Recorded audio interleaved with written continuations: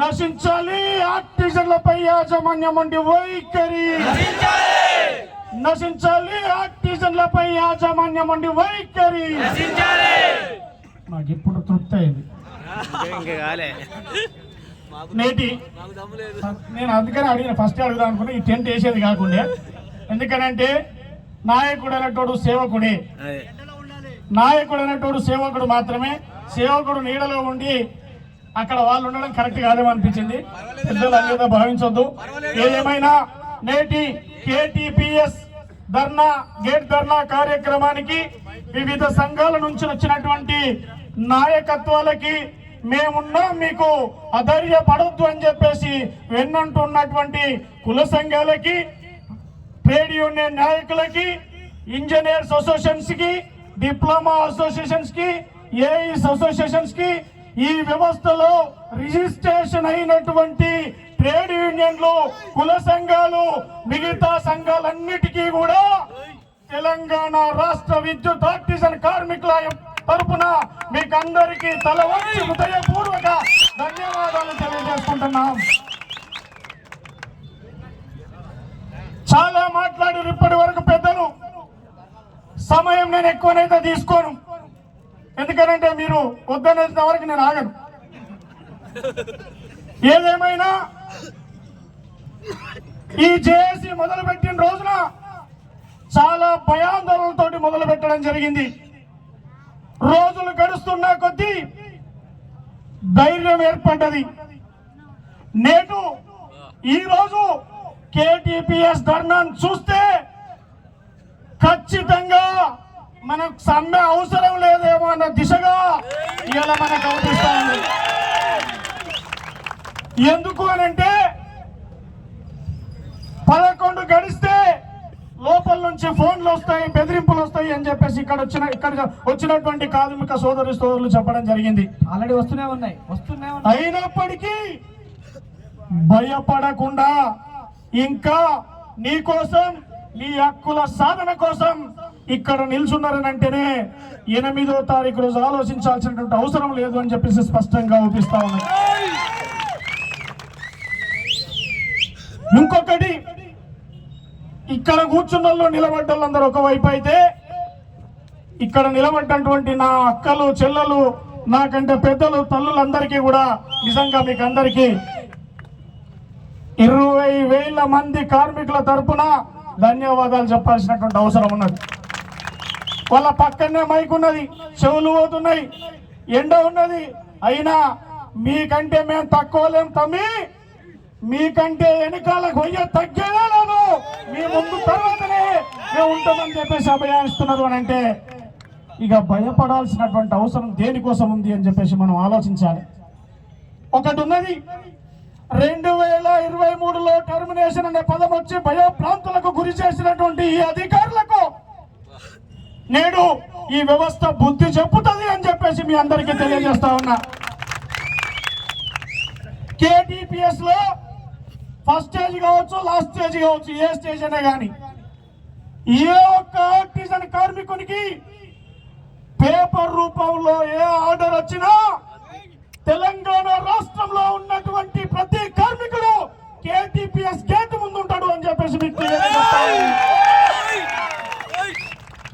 నాడు కొంతమంది, నేడు అందరం, నేటి వరకు మా బలహీనలతోటి మీరు ఆట ఆడుకున్నది వాస్తవం. కానీ నేడు మేం బలహీనం కాదు, మేం బలవంతులము అని చెప్పేసి చూపించుతున్నటువంటి మీ అందరికీ కూడా ధన్యవాదాలు తెలియజేస్తా ఉన్నాం. సమస్యలు చాలా ఉంటాయి, కానీ వాటిని తెగించి కొట్లాడేటువంటి వాళ్ళు కొంతమందే ఉంటారు. ఆ కొంతమందికి మేమున్నామని చెప్పేసి మీలాగా ధైర్యం ఇస్తే లోపల ఉన్నటువంటి అధికారులు మనల్ని ఏం చేసేటువంటి పరిస్థితి ఉండదు. ఒకరోజు భయపడ్డావా, రెండవ రోజు 10 మంది ఉడతారు భయపెట్టడానికి. ఆ రెండో రోజు రాకముందుకే భయాన్ని పక్కకు పెట్టి ఎదిరించడం మొదలు పెట్టినవా, నిన్ను భయపెట్టాలంటే భయపెట్టేటోడు కూడా భయపడేటువంటి పరిస్థితి ఉంటది. అది గమనించాల్సినటువంటి అవసరం ఉంటుంది.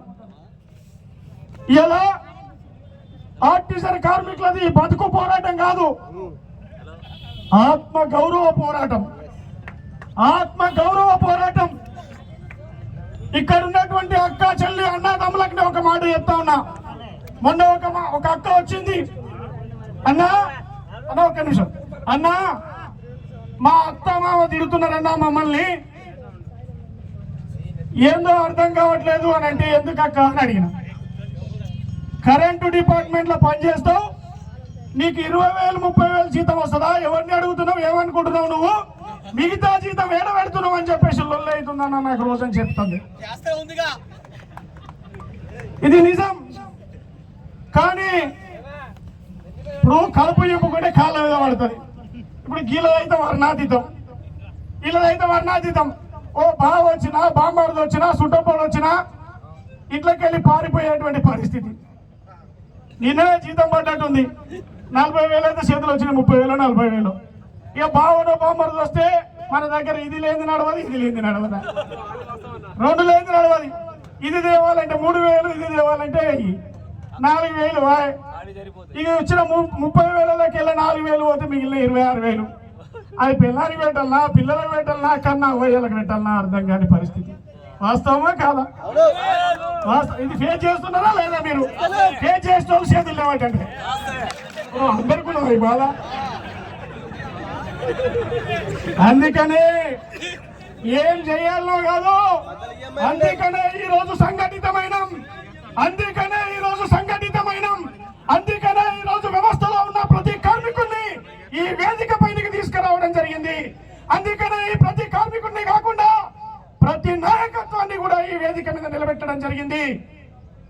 మన కోసం, మన బాగోగుల కోసం ఇన్ని రోజులు ఏదైతే మనం మర్చిపోయి ఈ వ్యవస్థ కోసం, ఈ వ్యవస్థ లాభాల కోసం, ఈ వ్యవస్థ అభివృద్ధి కోసం ఏ కష్టం చేసి అయితే ఈ వ్యవస్థలు కట్టినమో ఇన్ని సంవత్సరాలు వదిలేద్దాం.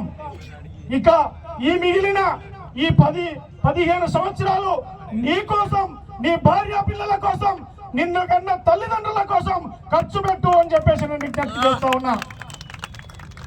భయపడితే బతుకు చీకటి అవుతుంది, ఎదిరిస్తే ఆ చీకటి కూడా నీకు అందనంత దూరంలో పారిపోద్ది అని చెప్పేసి మీ అందరికీ తెలియజేస్తా ఉన్నా. ఏదేమైనా డిమాండ్లు, మొదటి డిమాండ్ కన్వర్షన్ అనేది రాకుంటే మాత్రం వదిలిపెట్టే ప్రసక్తే లేదు. రెండోది APSCB service rules. APSCB service rules అనేది ఇయరే కాదు, 29/7/2017లో ఏదైతే మన విలీన ప్రక్రియ మొదలు పెట్టిరో ఆ విలీన ప్రక్రియ రోజే మనకి నిండా ముంచినటువంటి సందర్భాలు ఉన్నాయి. ఏదో మభ్యపెట్టి ఆ రోజు వీళ్ళకి ఏదో ఇచ్చేస్తే అయిపోతుంది అని అనుకున్నటువంటి దుస్థితి ఉండే. కానీ నేడు మేము గ్రహించినాం, ఈ రోజు వదిలిపెట్టే ప్రసక్తి అయితే లేదు. ఇంకొకటి వచ్చేసి 4/12/2016కు ముందు అన్ని అర్హతలుండి కొంతమంది అధికారుల యొక్క నిర్లక్ష్యంతో, కొంతమంది కాంట్రాక్టర్ల యొక్క నిర్లక్ష్యంతో, దోపిడీదారుల యొక్క నిర్లక్ష్యంతో ఆర్టిజన్లుగా గుర్తించబడినటువంటి వాళ్ళందరినీ కూడా తక్షణమే ఈ వ్యవస్థలో విలీనం చేసుకోవాలని చెప్పేసి మనం చేసి డిమాండ్ పెట్టడం జరిగింది. అది ట్రాన్స్కో కావచ్చు, ఎస్పీడీసీఎల్ కావచ్చు, ఎన్పీడీసీఎల్ కావచ్చు, మన జెన్కో కావచ్చు. ఏ ఒక్క కార్మికుడైనా 4/12/2016 కంటే ముందు ఈ వ్యవస్థను నమ్ముకొని పనిచేసినటువంటి వాళ్ళందరినీ కూడా ఈ వ్యవస్థలో విలీనం చేయాలని చెప్పేసి మనం డిమాండ్ పెట్టడం జరిగింది. ఐదోది వచ్చేసి సబ్బండ వర్ణాలుగా విభజించి పీసీ రేట్ అనేటువంటి పదాన్ని జోడించి మన శ్రమ దోపిడీ చేస్తున్నటువంటి దానికి విముక్తి కలగాలన్నటువంటి ఉద్దేశంతో జీవో నెంబర్ 11 ప్రకారంగా వాళ్ళందరికీ కనీస వేతన చట్టాన్ని అమలు చేయాలని చెప్పేసి మనం డిమాండ్ పెట్టడం జరిగింది. ఇక ఆరోది ఒకటి ఉన్నది.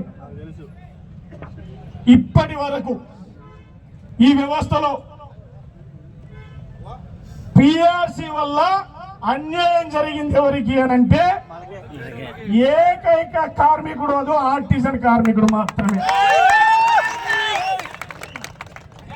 కానీ 26 పిఆర్సీలో మాత్రం ఈ యాజమాన్యానికి మనం హెచ్చరిక చేయాల్సినటువంటి అవసరం ఉన్నది.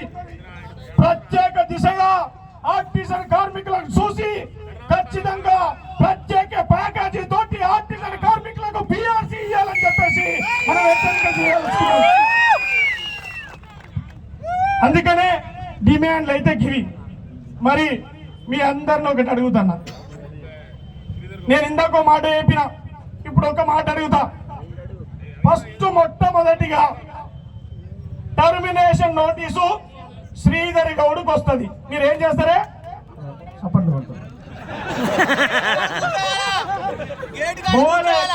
శ్రీధర్ గౌడ్కి వస్తే మనకేంది, మనం డ్యూటీ చేసుకోవాలి.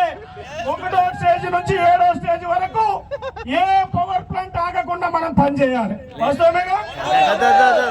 ఏం చేస్తారు దగ్గరికి పక్క రానుల్లో ఎవరో చేతులు లేకుండా ఎవరో చేతులు లేకుంటే వస్తారా? వచ్చి రాను లేదు చేతులు లేకుండా అంటే డౌట్లు ఉన్నాయి వాళ్ళకి. ఇంకా వచ్చేటోళ్ళు చేతులు లేవంటే మరి అలా ఫోటో తీరింది ఎవరు మొక్కల్లో గుర్తుకుంటారు. ఎందుకంటే ఇన్ని మాట్లాడినోడికి వచ్చేదైతే ఫస్ట్ అవుతుంది. మరి ఇంతమంది నా దగ్గరకు వస్తారా నాకైతే తెలియాలి. మీరు వచ్చినా రాకున్నా జనరేషన్ స్టేషన్ లో ఏ ఒక్క కార్మికునికి ఈ రోజు నుంచి ఒక్క పేపర్ వచ్చినా, టర్మినేషన్ అనేటువంటి పదం వచ్చినా, మిగతా ట్రాన్స్కో డిస్కమ్ కార్మిక సోదరి మనులందరూ కూడా మీకు హిమ్మతికై నీ గేటును దిగ్బంధం చేయడానికి కూడా సిద్ధంగా ఉన్నామని చెప్పేసి ఈ జేఏసీ మీకు మద్దతు పలుకుతా ఉన్నది. ఈ జేఏసీ మీకు హిమ్మతిస్తా ఉన్నది. ఇందాక మా ఎవరు సంతోష్ నాయక్ మాట్లాడింది. ఇక్కడ చాలా మంది ఆ సోదరి మనలే ఉన్నారు. మమ్మల్ని ఇచ్చిండో తెలియదు, పోయిండో తెలియదు, మాకైతే ప్లాస్టిక్ అయితే చూసిన వాళ్ళని సమయం మంచి మాట్లాడి సంతోషం మరి తిట్టిన వాళ్ళు లేదా మాకైతే ఆ అక్కలందరికీ నేను విజ్ఞప్తి చేస్తా ఉన్నా. ఇలా నిజంగా తెలంగాణ అనేది కొట్లాటలతోటి మొదలైంది. ఈరోజు విద్యుత్ సంస్థలో చేస్తున్నటువంటి మనకేం కొత్త కాదు. తెలంగాణ ఉద్యమంలో కూడా ప్రధాన పాత్ర పోషించినటువంటి వ్యక్తులు ఎవరున్నారు అంటే మనమే ఉన్నాం. ఎలక్ట్రిసిటీ సెక్టర్ లో అది ఆనాడు ఉన్నటువంటి కాంట్రాక్ట్ లేబర్ గా ఉన్నటువంటి మనమే తెలంగాణ కోసం మనం ముందుంచలో ఉన్నటువంటి సందర్భాలు ఉన్నాయి. అందుకనే రాణి రుద్రమాదేవి లాంటి, సాక లైలమ్మ లాంటి పుట్టినటువంటి ఈ గడ్డలు క్లోజ్ చేస్తా నాది ఏమనుకో ప్లీజ్. రాణి రుద్రమాదేవి, సాక లైలమ్మ పుట్టినటువంటి ఈ గడ్డ మీద సాక్షిగా ప్రమాణం చేసి చెప్తున్నాం. ఏపీఎస్సీబీ రూల్స్ ఒకటి, రెండోది కన్వర్షన్ ఒకటి, రెండు రాకుండా కనుక ప్రసక్తే లేదు.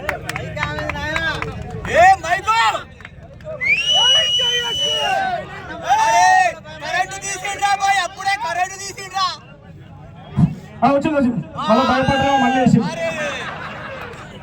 ఏది ఏమైనా చైర్మన్ సార్ పోతున్నాడు, టైం అవుతుందని. ఏది ఏమైనా ఖచ్చితంగా మీరైతే ఉంటారని నేను విశ్వసిస్తున్నా. ఉంటారు కదా? మరి 7వ తారీఖు రోజు మన డ్యూటీలు మనం పక్కా చేసుకోవాలి.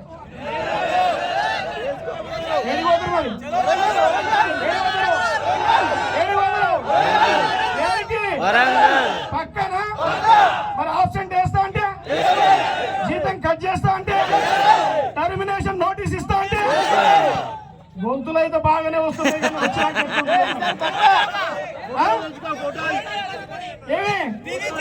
మరి సరే 7వ తారీఖు రాదు వరంగల్ వస్తారు, 8వ తారీఖు అయితే డ్యూటీ చేయాలి.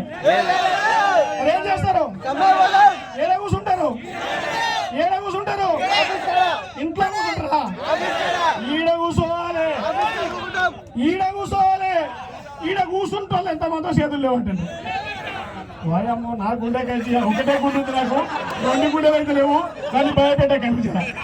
సరే ఏదేమైనా ఈ తెలంగాణ విద్యుత్ ఆర్టిజన్ జాయింట్ యాక్షన్ కమిటీకి ఇచ్చి మీ హిమ్మత్ ఏదైతే ఇచ్చిర్రో, మీ భరోసా ఏదైతే ఇచ్చిర్రో, ఆ భరోసాతోటి నమ్మకంతో ఈ జేఏసీ వెనకకి పోదు అని చెప్పేసి ఈ పెట్టినటువంటి 5 డిమాండ్లలో ఏ ఒక్క డిమాండ్ సాధన కాకపోయినా సమ్మె విరమించే ప్రసక్తే లేదు అని చెప్పేసి తెలియజేస్తూ ఈ అవకాశం ఇచ్చినటువంటి కేటీ